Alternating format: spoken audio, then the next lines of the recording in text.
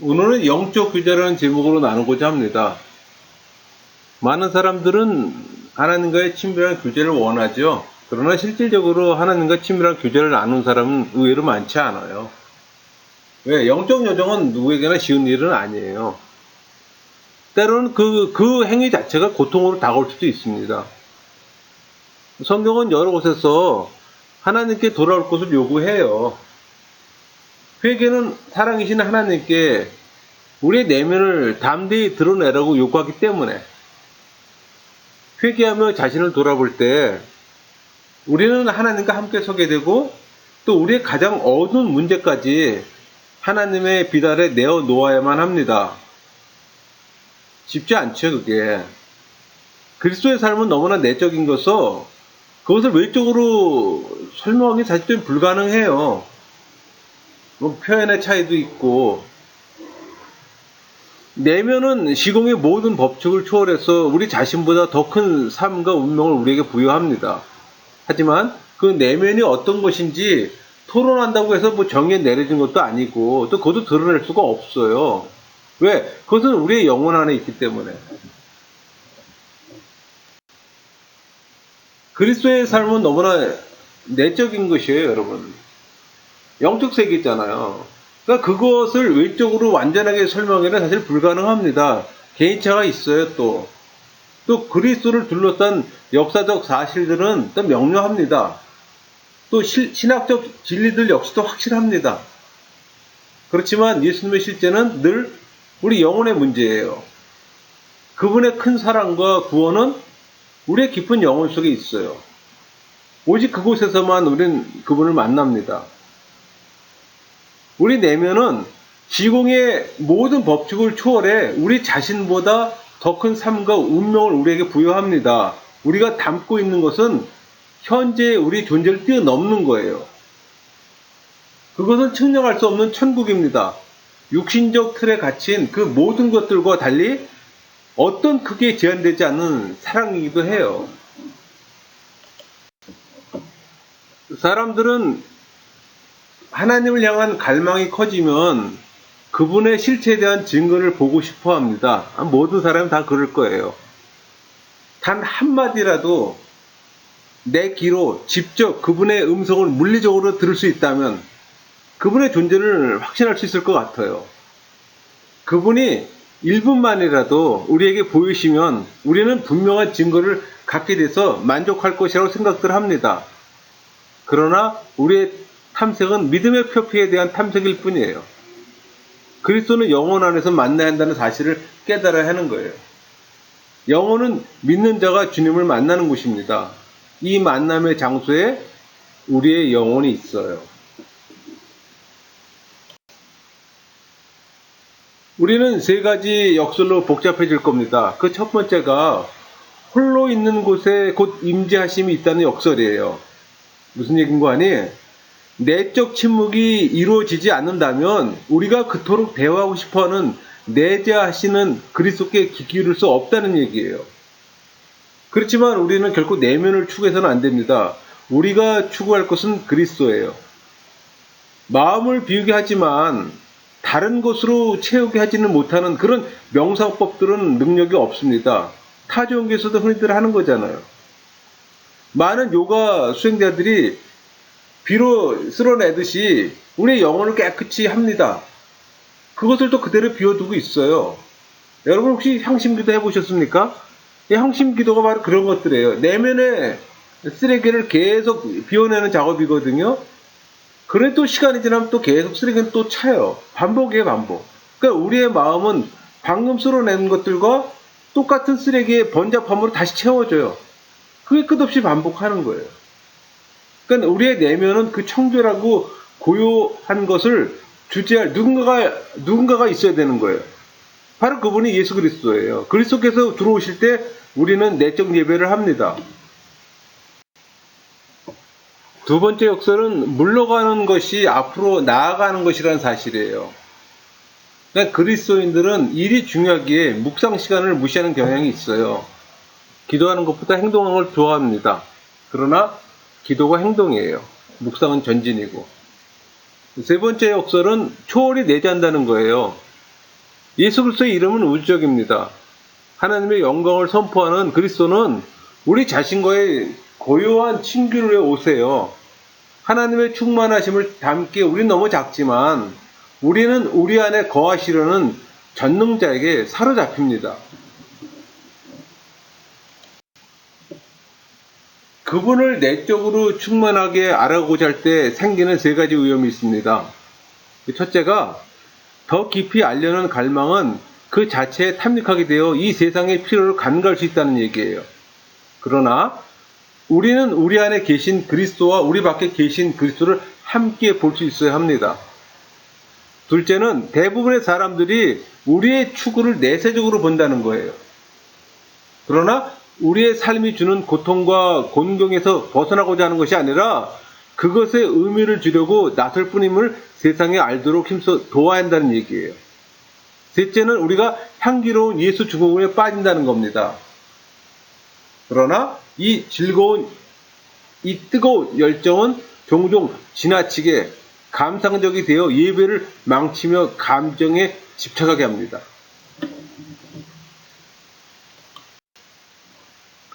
여러분, 그리스도와의 교제는 광야에 차려진 오직 둘만을 위한 식탁과 같습니다.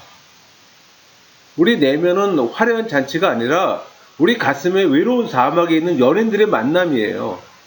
오직 둘만의 교제가 있는 그곳에서 함께 앉아 많은 이야기를 나눕니다. 서로 침묵하는 중에 우리는 밀접히 하나가 될 수가 있는 거예요.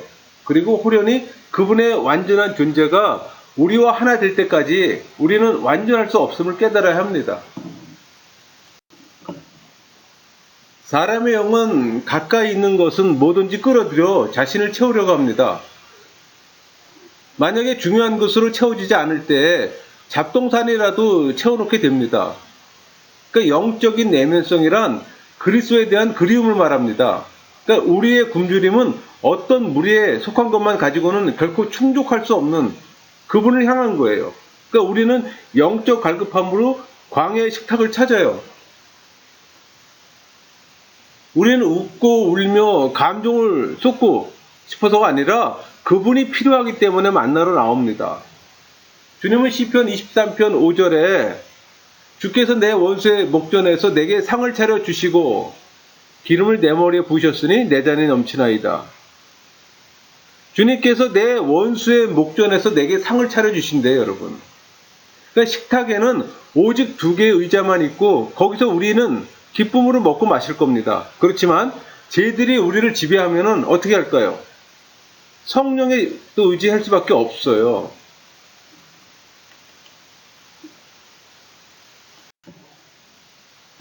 여러분, 식탁에서 죄와 싸우는 우리의 그 내적 전쟁입니다. 그 내적 투쟁은 대단히 힘들어요. 그러나 할 만한 가치가 있어요. 훈련은 그리스도의 내적 통치의 문제입니다. 그러니까 죄를 다루는 최선의 방법은 자기 노력이 아니라 성령의 지배를 받는 거예요. 성령이 우리를 다스리는 힘이 은혜잖아요. 그러니까 은혜의 지배 아래 있어야 된다는 얘기예요. 우리의 저급한 성품은 은혜의 수단으로 극복할 수가 있습니다.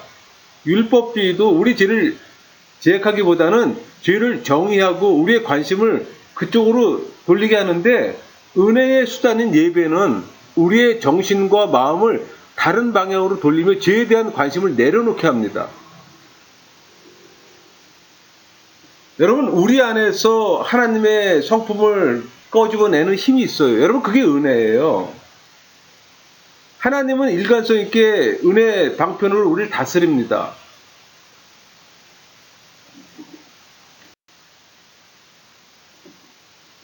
회심 이전의 본성은 이중 위험을 나타냅니다. 우리의 욕망은 초대자의 기쁨에서 멀리 떨어지라고 으르렁거려요. 그러니까 욕망의 공경 안에서 우리의 마음을 굳게 할 때에만 식탁은 손상되지 않습니다. 그때 우리는 그리스도와 둘이 함께 앉게 되며 그분 안에서만 사는 삶을 열망하게 되는 거예요. 그리고 마침내 시간이 되면은 초대자께서는 우리의 사랑을 느낍니다. 그분을 향한 우리의 열망이 우리를 거듭 그 식탁으로 데려올 것을 압니다. 내 모든 인생길마다 그 식탁이 천국이기 때문에. 그분 앞에서 우리는 고백해요. 시편 23편 6절이요. 내 평생의 선하심과 인자심이 반드시 나를 따르리니 내가 여호와 집에 영원히 살리로다. 우리의 고백입니다. 여러분, 자기 부정은 바늘길을 지나는 유일한 좁은 길입니다. 예수님은 마태복음 19장 24절에서 다시 너희에게 말하노니 낙태가 바늘길로 들어가는 것이 부자가 하나님의 나라에 들어가는 것보다 쉬우리나 하시니, 그렇게 말씀하셨잖아요. 우리를 방해하는 이기적인 짐들을 내려놓지 않는다면 영성으로 들어가는 문은 통과할 수가 없어요. 그 바늘귀가 그리스도를 주님으로 맞는 유일한 문입니다. 식탁의 기쁨을 알려면 우리는 날마다 포기해야 합니다. 우리는 끊임없이 바늘귀 앞에 서야 하는 거예요. 여러분, 두 나라를 섬기는 것이 가능할까요? 예수님은 우리가 하나님과 재물을 겸하여 섬길 수 없다고 분명히 경고하셨습니다. 우리는 재산을 거부하지 않고 경건해질 수 있는 방법을 알고 싶어 합니다. 우리의 싸움은 본성 자체에 대한 거예요. 그러니까 욕망이 우리 안에 차지하는 부분이 얼마나 큰지, 영적 세계를 갈망하는 것이 오히려 광신적으로 보입니다. 이 시대에서는. 보편적 가치라는 것을 무시하는 이상한 사람으로 취급되기도 해요. 그게 현실이에요. 소유로부터 자유로워지는 것으로는 충분치 않습니다. 문제는 마음이에요. 소유는 우리를 지체높은 괴물로 만드는 일종의 독이에요, 독. 그러니까 극소량으로 우리보다 적게 가진 사람보다 우리가 더 잘났다고 믿게 만들어요. 우리의 초대자는 늘 소유보다 본질을 더 강조하라고 우리에게 가르칩니다. 가난이 문제가 아니에요. 영적 가난이 문제인 거죠. 그분의 내적 임재는 유일하게 의미 있는 재산이 됩니다. 갈릴리 바다에서 그리스도는 제자들에게 당신을 따르라고 하셨어요. 그들은 배와 사업을 버리고 그분을 따랐습니다. 그리고 그리스도를 너무 좋아해서 포기의 대가는 전혀 자각하지 않은 채 옛사람을 버리고 새로운 경배의 삶으로 들어갔어요. 자각하는 포기는 단순한 금욕에 불과합니다. 그러나 그분의 경이로움에 매혹되기만 하면 포기는 헌신의 필요 조건이라기보다는 부산물이 되는 거예요.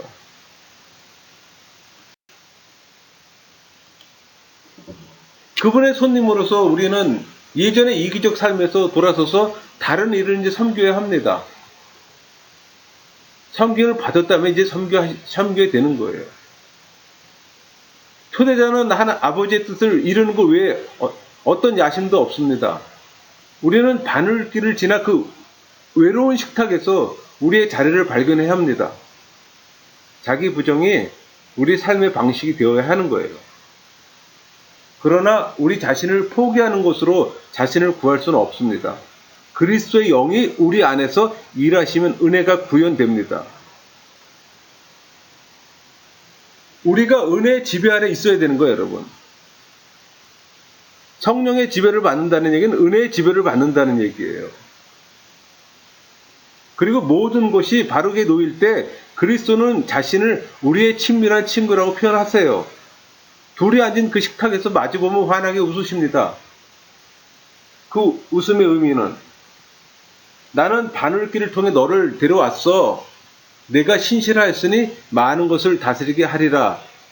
이런 의미예요, 여러분. 식탁에 앉으신 그리스도는 물론 단순한 인간은 아닙니다. 예수님은 너무 생생해서 볼 수도 만질 수도 들을 수도 없는 실체의 계시자예요. 우리는 그분을 바라보면서 우리를 초월한 모든 신비에 사로잡히게 됩니다.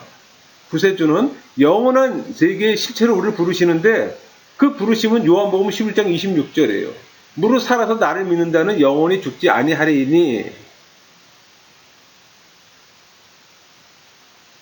이런 약속으로 우리를 시간에서 자유롭게 합니다. 또한 자신을 부인하고 죽이는 사람들에게 영적 세계의 실체를 볼 수 있게 해요. 그러니까 우리는 하나님 안에 살아야만 알 수 있는 영광스러운 실체를 알게 됩니다.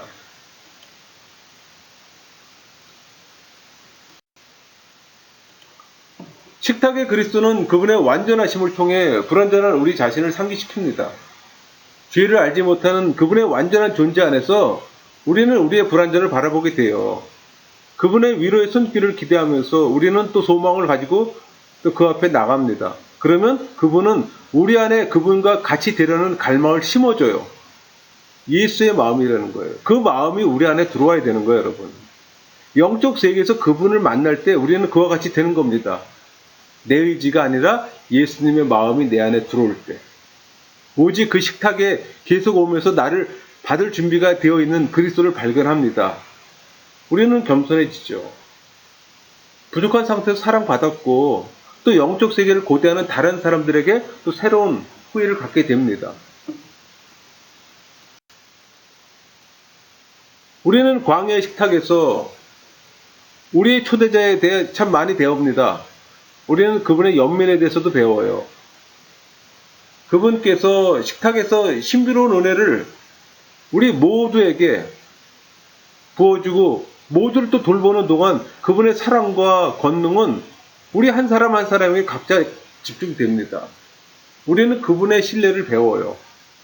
우리가 언제 그 식탁으로 피하든 그분께서 항상 거기에 계신 것을 확신할 수 있어요. 만남에서 급히 사라지는 건 우리들이지 그분이 아니에요. 그분은 우리를 결코 떠나지 않을 것이며 버리지도 않을 것입니다.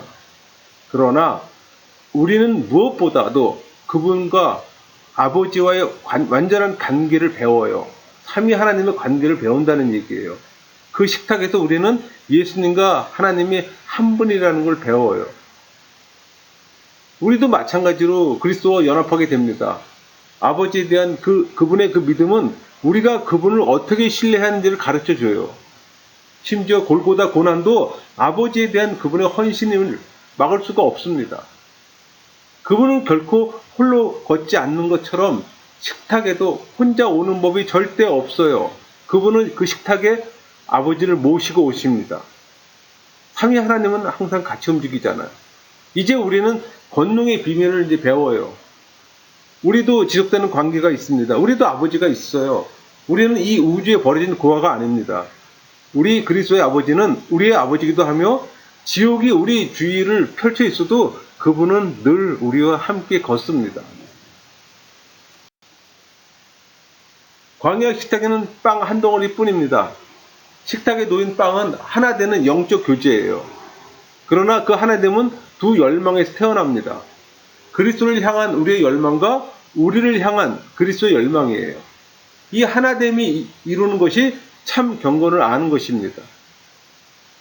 여러분, 이 하나됨은 십자가의 산물이기에 우리는 이 교제를 두려워할 이유가 없어요. 우리 자신의 망설임 외에는 그 어떤 것도 이 하나 되는 교제의 기쁨을 방해하지 못합니다. 분리의 담도 무너져서 우리는 하나님을 자유롭게 찾을 수가 있어요. 이러한 하나됨에 추구하는 기도는 사실 그 자체로 힘들지 않지만 기도하고자 마음 먹는 것이 어렵습니다. 기도보다는 다른 형태의 대화를 선호해요. 사실 그게 너무 지나쳐 잠시나마 침묵의 시간을 갖기조차도 힘듭니다. 또한 우리 대다수 사람들에게 가장 일반적인 형태의 기도는 간구잖아요. 그러나 간구의 위험은 이기심입니다. 긴급한 간구는 대체로 본능적인 이기주의에서 유래되는 거예요, 여러분. 우리 자신을 위한 기도는 흔히 하나님을 상자 속에 가두고 그분을 우리의 편협한 의지와 경건의 포로로 만들어요. 사실 그분의 전체적 계획은 우리가 아무리 진지하게 기도하더라도 우리 뜻에 의해 바꿔지지는 않습니다.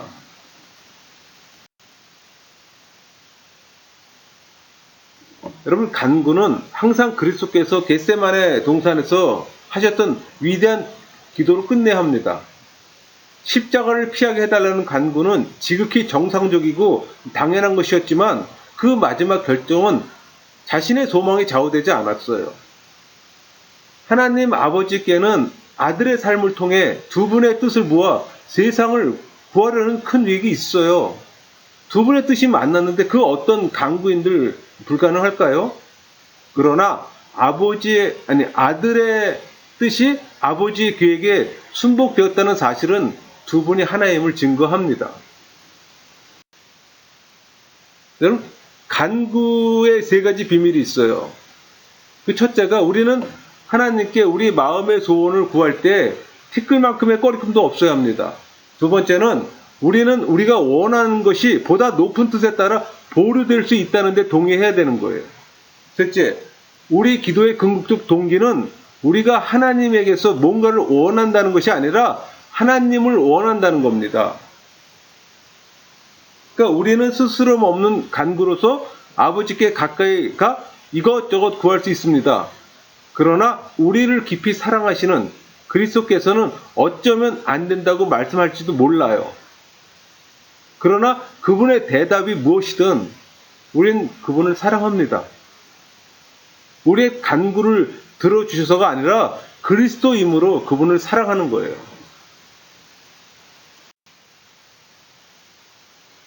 식탁의 친밀감은 그리스도와 영적으로 연합하는 기쁨, 또 그분과의 사귐으로 신자들은 자신들이 그토록 큰 은혜를 경험한 줄 의식하지 못합니다. 큰 집회에서 기도할 때는 그 연합이 아니라 감정에 매달리게 될 위험도 있어요. 종종 우리는 성령으로 연합되는 순간 두려움을 떨게 됩니다. 그러니까 신성과의 친밀이 우리를 무섭게 한다는 얘기예요. 그러나 광야의 침묵이 우리 두려움을 없애고 우리는 하나가 됩니다. 듣는 기도는 관계 기도예요. 여러분, 구성 기도보다는 침묵 기도를 권합니다. 구성 기도 많이 하셨잖아요. 이제 침묵 기도 좀 해보셔야죠. 그것은 침묵을 듣고 침묵에 소리치지만 그럼에도 여전히 침묵입니다. 듣는 중에 우리의 내적 모순들이 해결돼요. 우리의 엉킨 심리는 풀립니다. 하나님 말씀에 귀 기울일 때 우리는 하나님을 말 없는 신으로 만들지 않을 거예요. 일단 내적 침묵을 실천하면 우리 앞에 하나의 원리가 놓여집니다. 이 원리를 통해 우리는 듣는 방법을 하나 더 배우는데 곧 우리 주변 세계의 그리스도화라는 원리입니다. 이 그리스도화는 우리 삶 속에 있는 사람과 상황을 의식적으로 그리스도의 눈으로 보는 거예요. 평범한 사건도 이런 식으로 보면은 우주역이 됩니다. 이 그리스도화는 주변에 걱정스럽고 급하고 찌푸린 얼굴에 주님의 얼굴을 그리는 일이에요, 여러분. 또한 가장 복잡한 상황에는 나사렛 예수, 유대인의 왕이란 글자를 새겨 넣는 겁니다. 그분의 이름이 새겨지자마자 복잡한 상황들은 의미와 생명을 낳습니다. 여러분, 우리는 숨는 곳에서 나와 그분 앞에 우리 자신을 열어야 합니다. 우리가 자신을 열어야 교제가 시작되는 거예요. 여러분, 언제 하나님 앞에서 자신을 열어보셨습니까?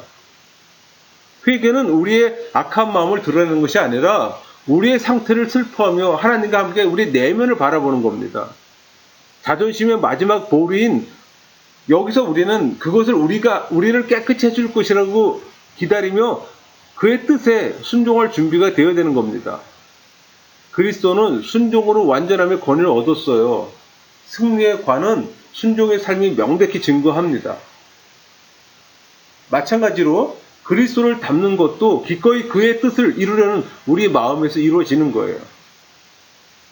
우리 스스로 말씀에 순종할 때 우리의 삶이 내적으로 넓어지는 것을 느낍니다. 여러분, 영적인 세계를 향한 한 문이 열려요. 그게 상상력입니다. 하나님의 실체는 우리 감각의 문턱에서 출발해요. 그래서 우리는 마음의 식탁에 그리스도를 창조해요. 상상할 수 없는 구세주와는 이야기할 수가 없습니다. 우리는 그분의 못 박힌 손이 사랑하시는 온 세상과 나를 향하는 것을 봅니다. 상상은 회개의 낮은 재단에서 일어나 믿음의 높은 재단으로 올라갑니다. 우리는 큰 바다를 볼 때 그 큰 바다를 알 수 없지만은 그 한 방울의 바닷물로도 바다의 모든 요소를 알 수가 있습니다. 하나님의 실체가 숨겨져 있는 동안 그분은 당신을 유한하게 계시합니다. 이것이 성육신이에요. 인카네이션. 그러나 하나님은 자연계를 초월해서 그 자신으로 모든 생명을 채우고 계십니다. 하나님은 영이시잖아요. 우리도 영으로 예배해야 한다고 예수님 말씀하세요. 그분은 우리의 몸과 마음의 틈을 채우심으로 삶의 모든 면에 함께 나누게 됩니다.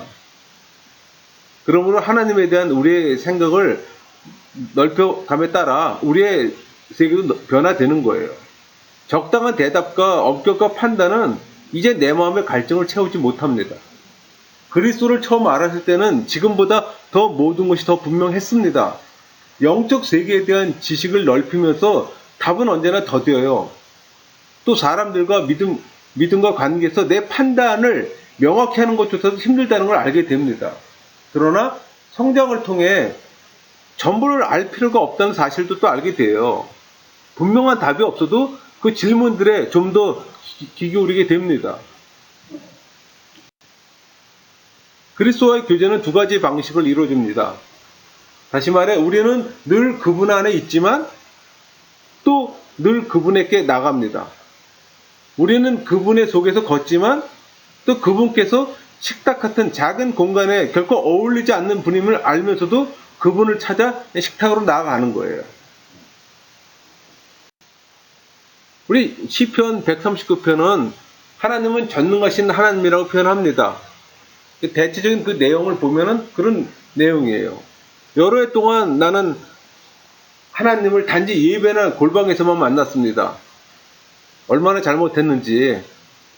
예수님은 가난한 사람들 얼굴에서 아버지를 보았으며 또 가난한 사람들 거리에서 사셨어요. 잔치라도 있는 날에 모두에게 사랑받는, 또 그리스도는 사람들과 어울려 담소도 하고 포도주도 마시고 만찬에서는 사랑했던 죄인들과 이야기도 하셨습니다. 이런 행진 가운데서도 주님은 여전히 길 잃은 사람을 찾고 계십니다. 모든 행진은 성화되는 거예요. 또한 시장에서도 그분을 인정해야 합니다. 우리의 직업이라는 공간 역시 성전이기 때문에. 마지막으로 광야의 식탁은 은유가 아니라 실제입니다. 자연의 깊은 곳에서 홀로 그분을 만나는 때보다 그분을 더 많이 사랑하게 되는 경우는 없는 것 같아요. 여기서 모든 것은 각자의 단음으로 하나님과 함께 울려 퍼질 때까지 노래가 되는 거예요. 이제는 이 광야 식탁에 있는 위대한 진리를 알고 있습니다. 그 식탁에서 우리는 우리의 사랑을 이야기할 것이고 그 외의 모든 곳에서는 그 사랑 안에서 기뻐할 겁니다. 그 친밀한 광야는 확장될 거예요. 모든 행진과 시장과 자연 자체가 그분의 임재로 드러나고 또 그분의 조용하지만 역동적 실체를 기쁨으로 모실 때까지 확장될 겁니다. 여러분, 영혼은 그것이 지옥이든 천국이든 항상 지금 시작합니다. 지옥은 하나님과의 분리며 천국은 그분과 함께 있는 거잖아요. 사실 어느 쪽이든 그것은 우리가 지상에서 그분과 나누는 관계가 계속되는 거예요. 그래서 광야의 식탁은 계속되는 관계의 자리입니다. 우리는 그리스도의 열중에서 우리의 놀라운 다음 정착지를 꿈꾸며 그분과 걸어요. 계속되는 교제에서 우리는 삶의 경계를 기쁘게 예상합니다. 우리가 회심하던 날 얻은 내적 임재는 이 소망을 확고하게 해줍니다. 다시 태어나는 것은 죽음에 대한 궁극적 대답이에요. 죽음은 패했습니다. 왜냐하면 그리스도 안에서 삶과 마지막 고별이 영광으로 들어서는 것이기 때문에. 바울은 로마서 8장 18절에 생각하건대 현재의 고난은 장차 우리에게 나타날 영광과 비교할 수 없도다. 그렇게 말했어요. 이곳에서 우리의 시간은 짧지만 중요합니다. 성경은 어디서나 우리는 삶의 청지기가 되어야 된다고 말해요. 에베소 5장 16절 세월을 아끼라 때가 악하니라. 불안한 시대에 사는 우리로서는 우리의 삶과 하루에 대해 오래 묵상하는 것이 현명합니다. 우리는 시간을 향하는 만큼이나 분명히 영혼을 향하게 되어 있으며 또 지각 있는 도덕적 존재로서 시간과 영혼 둘 다와 마주하게 됩니다. 여러분, 식탁의 교제는 우리 생애의 청지기 역할에서 가장 중요한 부분입니다. 보혜사 성령은 광야의 식탁에서 그리스도와 우리의 만남을 준비합니다. 그리고 우리가 이 신성한 교제의 골방을 떠나야 할 때 성령은 삶과 온갖 그 상황과 분투해서 매일 우리 함께 걷습니다. 바로 그 보혜사는 우리가 우리 자신의 죽음을 대하는 것도 가능하게 합니다. 마침내 우리의 초대자가 식탁에서 일어나는 날, 우리도 일어나 그분의 아버지가 계신 종착지로 함께 걸을 거예요. 그것이 그리스도의 연합과 승리에 있어서 마지막 단계예요. 교제는 계속될 겁니다. 여러분들이 원하기만 한다면. 그 식탁에서 해온 것처럼 언제나 그러할 겁니다. 우리 주님이 그 놀라운 약속을 우리에게 주셨어요. 우리 말씀처럼 내가 너에게 분부한 모든 것을 가르쳐 지키게 하라 볼지어다. 내가 세상 끝날까지 너희와 함께 항상 함께 있으리라. 중요한 건 여러분, 우리가 중요한 거예요. 하나님은 항상 우리를 위해서 준비하고 계세요. 항상 기다리고 계셔요. 문제는 우리가 나가지 못한다는 거예요. 우리가 세상 끝날까지 함께 하신다고 그렇게 말씀하시는데 우리는 그 앞으로 나가지를 못하는 거예요. 왜? 세상 것에 마음 빼앗겨서. 세상의 물질, 세상의 명예, 자기의 소욕이 너무 강해서 그거 지키며 살기 때문에. 여러분, 천국은 폐쇄된 수원이 아닙니다. 신자와 그리스도가 하나님의 보좌로 나란히 걷는 열린 에덴 동산이에요. 그리스도와 사귀며 사는 우리는 이 마지막 시간에 홀로 나가지 않습니다. 우리와 함께 그리스도가 계실 겁니다. 그리고 땅에서 구주와 나눈 모든 기쁨을 하늘에서 영원한 하나로 승화될 겁니다. 그때까지 우리는 기다리는 거예요. 우리의 식사는 고요합니다. 우리의 초대자는 우리 마음의 중심, 고요한 식탁에 함께 앉아 계십니다. 마치겠습니다.